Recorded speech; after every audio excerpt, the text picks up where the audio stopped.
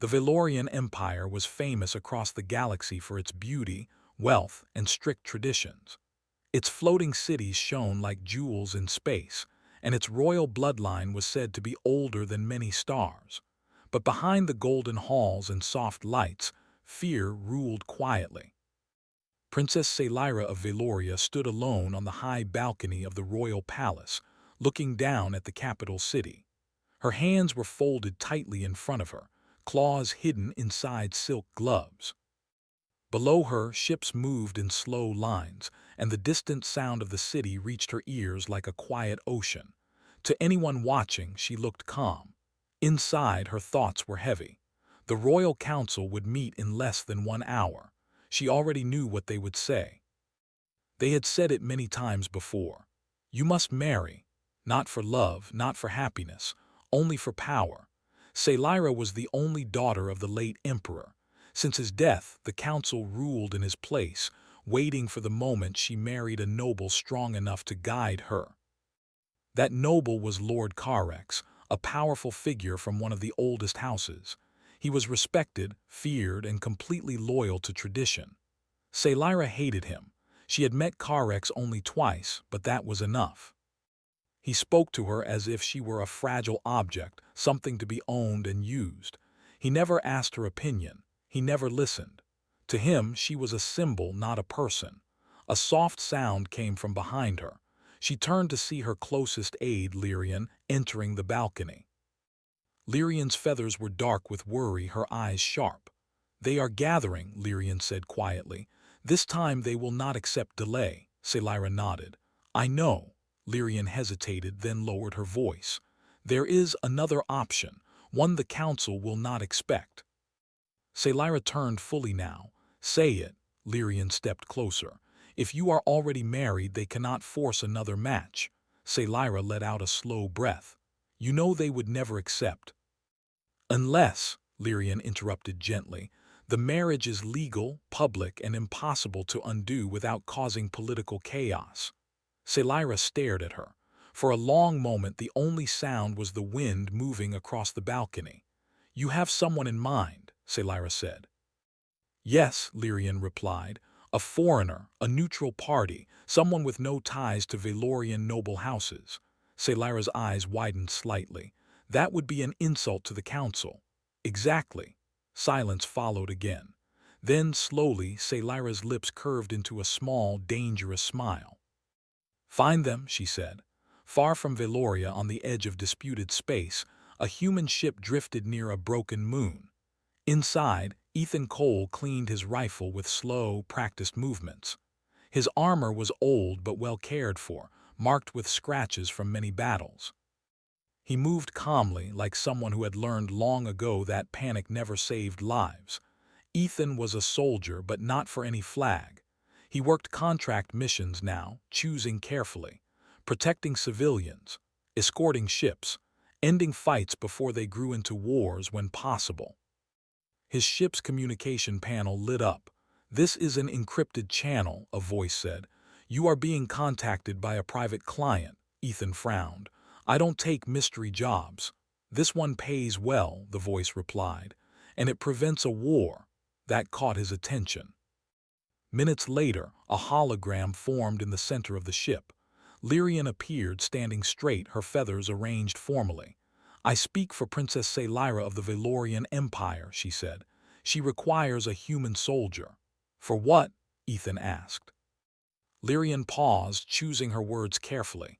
Marriage, Ethan blinked. Come again. The marriage would be legal, Lyrian continued quickly. Public, but temporary. You would be her husband in name only. Your role would be to stand beside her, protect her, and give the council no legal way to force another union.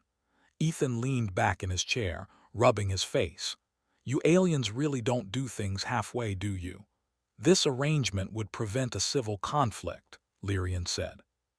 And protect millions. Ethan looked at the hologram, his expression serious now. He had seen what power struggles did to innocent people. He had buried enough victims of politics. What's the risk? He asked. You would become a target, Lyrian answered honestly. Many will hate you, some will try to kill you. Ethan gave a short, humorless laugh. That's already my job. There was a pause. Then Lyrian added, the princess insists you must agree freely. No threats, no lies. Ethan stood up and walked toward the small window of his ship, looking out at the stars. A fake husband, an alien empire, a political storm.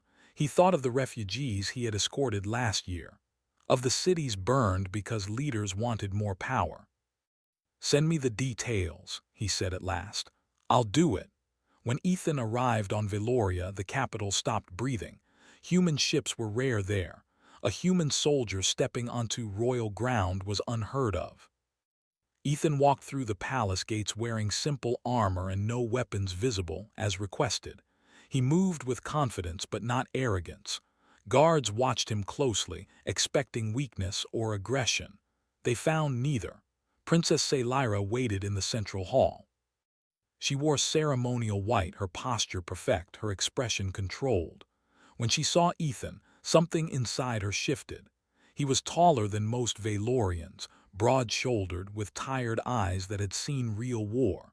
He did not stare at her like an object. He bowed slightly with respect, not submission. "Princess," he said simply. "Ethan Cole," she replied. "Thank you for coming." Their eyes met. For a brief moment the noise of the hall faded. He was not what she expected. The council entered soon after, their robes heavy with symbols of power. When they saw Ethan standing beside the princess, whispers spread like fire. "A human! This is an insult. This cannot be allowed." Selyra raised her voice, calm and clear. "Honored counselors, I present my lawful husband." Shock rippled through the hall. Ethan stepped forward and spoke before anyone could stop him. "I am Ethan Cole," he said. "Human, soldier. I entered this marriage by choice. I will protect my wife and this empire from harm." Some counselors laughed, others looked furious. Lord Carrex's eyes burned with anger. "A temporary trick," Carrex said. "This will not stand." Selyra met his gaze without fear. "The law says otherwise." Silence fell. For the first time in years, the council had no immediate answer. As guards escorted Ethan to his assigned chambers later, Selyra watched from the shadows of the hall. Her heart was racing, not with fear, but with something else she did not yet understand. The plan had worked. But she could not shake the feeling that her life had just changed forever. And so had his. Morning light filtered through the tall crystal windows of the palace, casting soft colors across the marble floor. Ethan Cole woke early, as he always did. Years of soldier life had trained his body to rise before danger did. He sat up on the edge of the bed, listening. The palace was quiet but not peaceful. He could hear guards changing shifts outside his chamber. Soft footsteps, whispered voices, too many pauses. Too much tension. They were watching him. Ethan stood, pulled on his simple clothes, and rolled his shoulders. He was unarmed by palace rules, but his body itself was a weapon. Calm, controlled, ready. A knock came at the door. "Enter," he said. The door slid open and two guards stepped in. Behind them stood Lyrian. Her feathers were neat, but her eyes showed strain. "The council requests your presence," she said. Ethan nodded. "Let me guess, they're not happy." Lyrian gave a small, tired smile. "That is one way to say it." They walked through long halls filled with statues of past rulers. Alien nobles stopped their conversations as Ethan passed. Some stared openly. Others looked away with clear disgust. A few looked afraid. That surprised him. In the council chamber, the air was heavy. The elders sat in a wide circle, their faces cold. Lord Carrex stood near the center, arms crossed. "So," Carrex said, his voice sharp, "the human survives his first night." Ethan met his gaze without blinking. "I usually do." A murmur spread through the chamber. "This palace is not a battlefield," one counselor snapped. "Watch your tone." "With respect," Ethan replied calmly. "I will speak honestly. That is how humans show respect." Princess Selyra sat at the high seat, silent. Her posture was straight, but her hands were clenched. She watched everything. Carrex stepped forward. "This marriage is an insult to our bloodline, a temporary trick. The human will be gone soon. Ethan turned slightly toward Lyra, then back to the council. I signed a legal contract recognized by your law. I intend to honor it fully. And what does that mean? Another counselor asked. It means, Ethan said, I will protect my wife. I will not interfere in your politics, and I will not be intimidated. The chamber went quiet. Karex laughed softly. Brave words from an unarmed human. Ethan smiled just a little. If you think weapons make strength, you've never met humans in a bad situation. That earned a few uncomfortable looks. The council dismissed him soon after, unsatisfied but unable to act. As Ethan left, he felt eyes on his back. Hatred, curiosity, calculation. Outside the chamber, Lyra caught up to him. You spoke boldly, she said. I meant every word, he replied. If that causes trouble, I'll handle it. She studied his face. You do not fear them. I respect power, Ethan said, but I don't worship it. Something softened in her expression. The trouble started that same day. It began small. Servants delayed his meals. Guards forgot to escort him. Doors closed just before he reached them. Then came the tests. In the training courtyard, palace guards practiced combat. Ethan watched quietly from the side. A captain noticed him and smirked. Human, the captain called. Care to join us, or are you only brave with words? Several guards laughed. Ethan stepped forward calmly. Rules. Non-lethal, the captain said. Alien versus human, Ethan nodded. That's fine. The duel lasted less than a minute. The captain was strong and fast but predictable. Ethan dodged, redirected, and used the alien's weight against him. The captain hit the ground hard, stunned. The courtyard fell silent. Ethan offered a hand to help the captain up. The captain hesitated, then took it. From the balcony above, Lyra watched, her heart pounding. She had expected violence. Instead, she saw control, respect, restraint. That night, the first real attack came. Ethan was walking back to his chambers when the lights dimmed suddenly. He stopped instantly. His senses sharpened. Movement. He turned just as a blade flashed toward his neck. He caught the attacker's wrist, twisted, and slammed them into the wall. Another came from behind. Ethan ducked, rolled, and knocked them down. More footsteps, too many. A door burst open nearby. Ethan, Lyra's voice. He turned sharply. She was standing in the corridor, unguarded. Get back, he shouted. One attacker lunged toward her. Ethan moved without thinking. He placed himself between Lyra and the blade, taking the strike across his arm. Pain flared, but he did not fall. He struck back hard, disabling the attacker.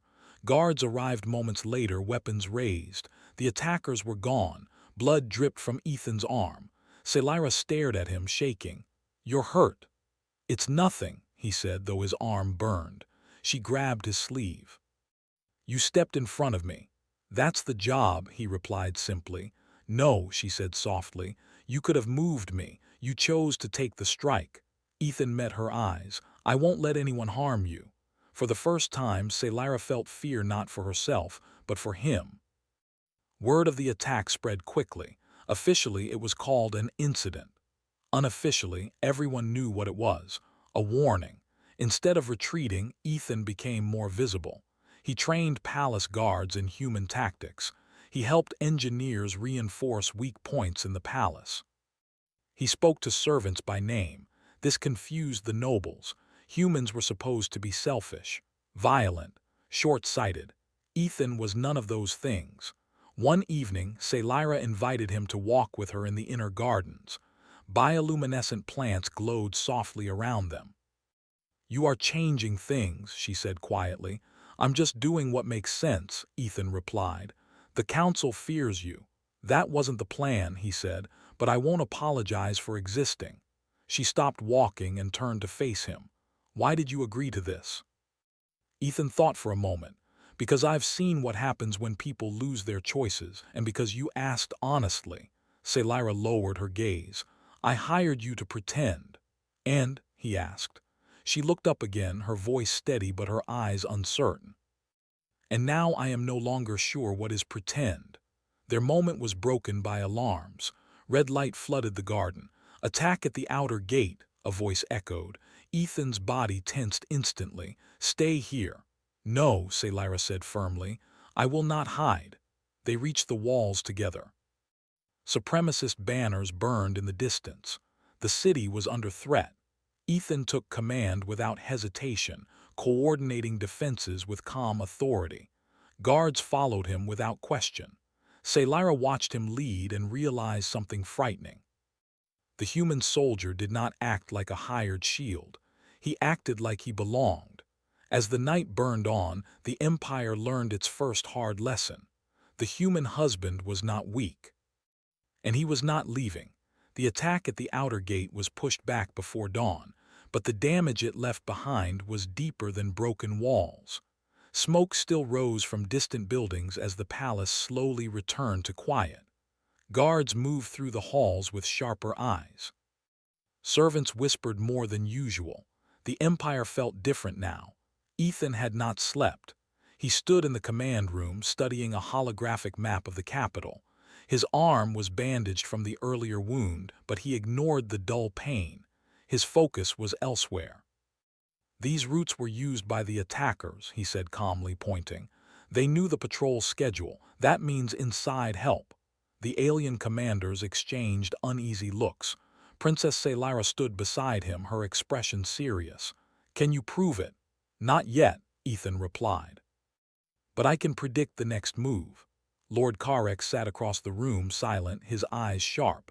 "You assume much, human." Ethan turned to face him slowly. "I assume someone benefits from chaos." Carrex smiled thinly. "Careful. Accusations without proof are dangerous." "So is doing nothing," Ethan answered. The meeting ended without agreement. Politics moved slower than war. Later that day, Scifi called Ethan to her private chamber. The room was large but simple, designed more for duty than comfort. She stood near the window, watching the city. "You challenged the council again," she said. "They needed to hear it," Ethan replied. She turned toward him. "You are making powerful enemies." "I already had them," he said. "Now they just show their faces." There was a pause. "Why are you still here?" Scifi asked quietly. "You have done enough. You could leave and still be paid." Ethan met her gaze. "Because the threat isn't over, and because if I leave now, they'll come for you harder." Her voice softened. "This was never meant to be your war." Ethan shrugged slightly. "Wars don't ask permission." For a moment, neither spoke. The space between them felt heavy, filled with things neither was ready to say. The council made its next move 3 days later. A formal summons was issued, calling for a public examination of the marriage. The claim was simple. The union violated sacred tradition and threatened imperial stability. The hearing would be broadcast across the empire. "This is a trap," Lyrian said urgently. "They want to humiliate you, to force the princess to renounce you." Ethan nodded. "I know," Scifi's jaw tightened. "I will not renounce him." "Even if it costs you the throne?" Lyrian asked. Scifi did not hesitate. "Then the throne is not worth keeping." The day of the hearing arrived. The grand forum was filled with nobles, officials, and observers from other worlds. Screens hovered in the air, transmitting every word. Scifi entered first, dressed in royal blue. She walked with steady steps, her head high. Ethan followed at her side, wearing simple formal attire. No armor, no weapons. Whispers rippled through the crowd. "A human. This is disgraceful. He dares stand there." The lead counselor spoke loudly. "Princess Scifi, you are charged with violating sacred law by binding yourself to a lesser species for political gain." Murmurs filled the hall. Scifi stepped forward. "I bound myself by choice." The counselor turned to Ethan. "Human, do you deny this union is a trick?" Ethan spoke clearly. "I deny that it is false." Laughter broke out. "Then prove it," Lord Carrex said smoothly. "By alien custom, a true bond requires shared risk, shared sacrifice." Scifi stiffened. She knew this custom. It was dangerous. Ethan looked at her. "What does that mean?" Before she could answer, alarms blared. An explosion rocked the far side of the forum. Screams erupted. Smoke filled the air. It's an attack, someone shouted. Chaos spread instantly. Ethan reacted without thought. He grabbed Celira's hand and pulled her behind a fallen pillar. Debris rained down. This was planned, Ethan muttered. They want blood on camera. Armed attackers flooded the hall, wearing the same supremacist symbols as before. Guards fought back, but confusion slowed them. Ethan scanned the area. Stay here. No, Celira said firmly. If I hide, they win. Another blast shook the floor. Ethan made a decision. He stepped out into open view, placing himself between the attackers and the princess. The cameras caught everything. Follow me, he shouted to the guards. They did. Ethan moved fast, directing defenders, closing gaps, pulling civilians to safety. He took hits meant for others. He never ran. Celira watched from behind cover, fear and pride twisting together inside her. This was not acting. This was devotion. At one point, an attacker broke through and rushed towards Celira. Ethan saw it too late. Celira moved first. She grabbed a fallen energy rod and struck the attacker with all her strength. The blow knocked the weapon from his hands. Guards finished the job seconds later. Ethan stared at her. You could have been killed. So could you, she replied, breathing hard. Yet you keep stepping forward. Their eyes locked. The attack ended as suddenly as it began. The attackers were defeated or fled. The forum lay damaged but standing. The cameras were still recording. The lead counselor rose shakily. This hearing is postponed. No, Celira said loudly. The crowd turned toward her. She stepped into the center of the hall, her voice clear despite the smoke. You demanded proof of our bond. She reached for Ethan's hand. He took it. You just witnessed it. Silence fell. Across the empire, billions watched a human bleed for an alien princess, and an alien princess stand and fight beside him. That night, Ethan sat alone in his chamber, his injuries treated. Exhaustion pressed down on him. A soft knock came. Celira entered. I broke tradition today, she said quietly. You saved lives, Ethan replied. That matters more. She sat across from him. The council will not forgive this. I know, he said. They may strip me of power or worse. Ethan stood. Then I will take you somewhere safe. She looked up sharply. You would abandon everything. I never wanted power, he said, only to protect what matters. Her voice trembled slightly. And what matters to you? Ethan hesitated, then spoke honestly. You do. The room went very still. Celira stood slowly, closing the distance between them. Ethan, this was meant to be pretend. I know, he said softly. But when I saw you today, she continued, I realized something terrifying. What? I would rather lose the throne than lose you. Ethan reached out, resting his forehead gently against hers. Then whatever comes next, we face it together. Outside the palace, shadows moved. Plans formed. The failed trap had only made the enemies more desperate. But inside, something unbreakable had begun to form. The fake marriage was no longer just a shield. It was a choice. The Empire did not sleep after the attack on the Grand Forum. Across Valoria, news spread fast. Screens replayed the same moments again and again. Explosions, panic, a human soldier standing in front of an alien princess, bleeding but unyielding.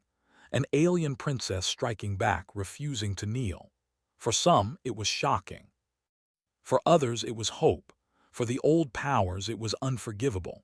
By morning, the council issued an emergency decree. Princess Celira's authority was temporarily restricted for her own safety. Additional guards were placed around her chambers. Travel was forbidden. Messages were monitored. Protection, they called it. Ethan called it a cage. He stood outside her door, arms crossed, jaw tight, watching guards he did not trust. Inside, Celira paced slowly, trying to control her thoughts. They are moving carefully, she said when Ethan was allowed inside. That means they are afraid. They should be, Ethan replied. But fear makes people reckless. She stopped pacing. I am done being careful. He studied her face. She was tired, but her eyes were clear. Stronger than before. What are you thinking? He asked. I am thinking, she said, that if they want to strip my power quietly, I will force them into the open. Ethan's brow furrowed. How? I will address the Empire directly. That got his full attention. They'll try to stop you. Then they will show everyone who they really are. Within hours, Scifi's intention leaked. Supporters across the capital began to gather in public squares. Not nobles, not council members, citizens, workers, soldiers, mixed species, humans too. Ethan watched the feeds with surprise. He had not realized how far the impact had spread. They're choosing you, he said quietly. Sci shook her head. They are choosing a future. The council reacted exactly as expected. That night, palace power flickered. Communications went dark. Sirens wailed through the lower city. Lyrian burst into the room. The supremacist faction has seized the western defense platforms, she said urgently. They are declaring Sci unfit to rule. A coup, Ethan said flatly. Yes, Lyrian replied. And they are blaming humans for destabilizing the Empire. Sci closed her eyes for a brief moment. When she opened them, her voice was steady. Then we stop pretending this is politics. Ethan nodded. I'll rally who I can. What about you? Lyrian asked Sci. If you flee, you might survive. Sci shook her head. If I flee, the Empire dies the slow way, I will stay. Ethan stepped closer to her. Then I stay too. They moved fast. Ethan took control of the palace defense network with the help of loyal engineers.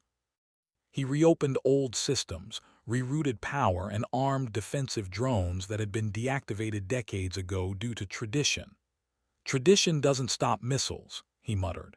Outside the palace, fighting broke out between loyalist guards and supremacist forces. Streets burned. Ships clashed above the city. Sci refused to hide.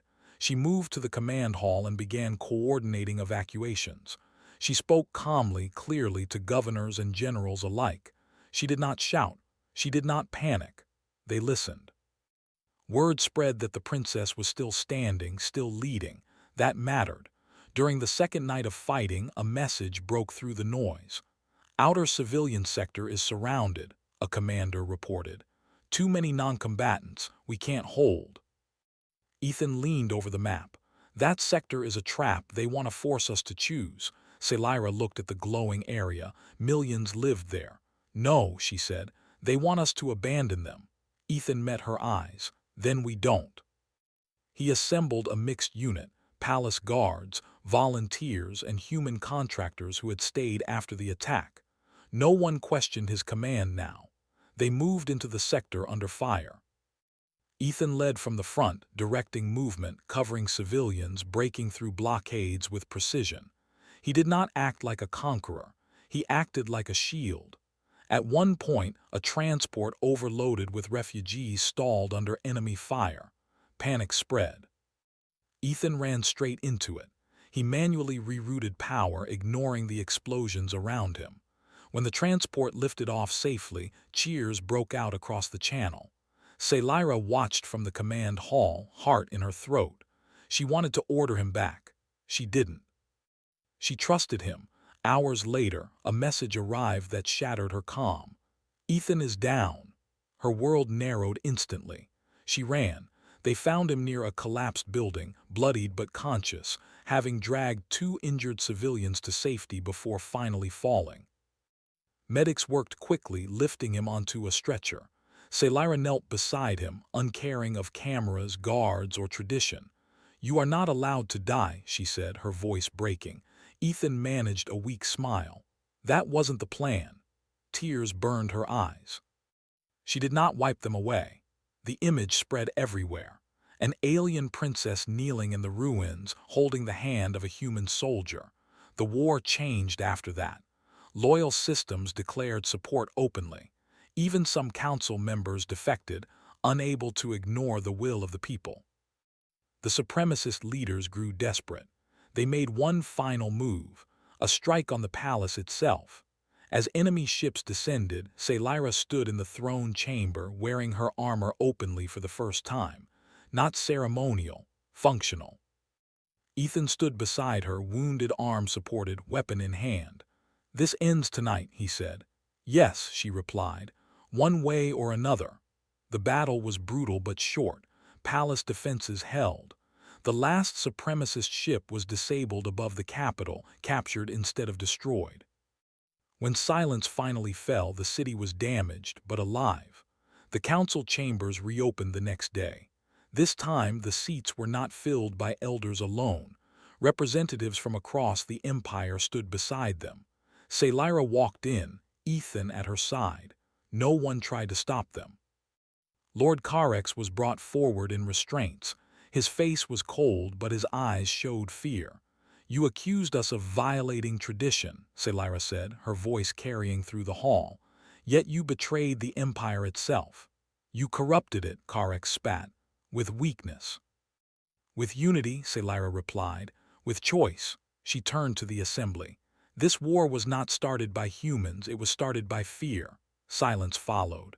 Then one by one voices rose: agreement, support, resolve. The old council was dissolved that day, not by force, by decision. Later, as the city began to heal, Selyra stood on the same balcony where it had all begun. The view was darker now, scarred but real. Ethan joined her, moving slowly. "You should be resting," she said. "So should you," he replied. They stood together, watching ships repair the skyline. "The fake marriage saved my throne," Selyra said quietly, "but it also changed everything." Ethan nodded. "Yeah, it did." She turned toward him. "The Empire will demand answers soon about us." He met her gaze. "Then we give them the truth." Her lips curved into a soft, genuine smile. "I am no longer afraid." Neither was he, but beyond the stars others were watching too. And not all of them were ready to accept what Valoria had become. The morning sun rose over Valoria, soft and golden, painting the city in light that made its scars less obvious. Buildings still bore marks from battle. Streets smelled of smoke and wet stone. But the people walked with purpose, moving with renewed confidence. Life had returned, not as before, but stronger.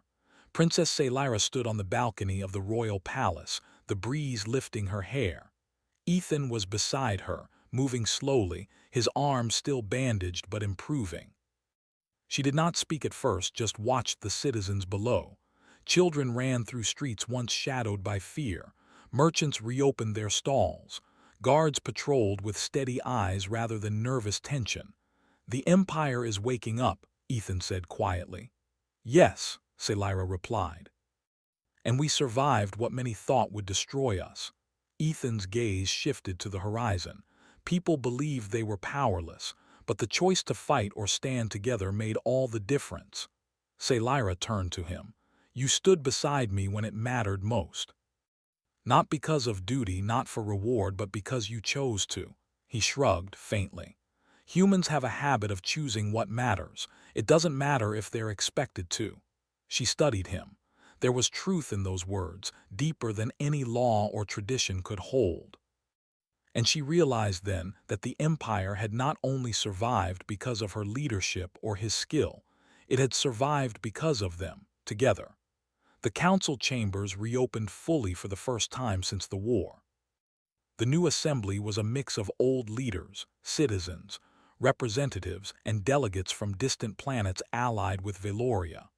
For the first time in centuries, decisions would be based not only on bloodline and tradition, but also on merit, courage, and choice.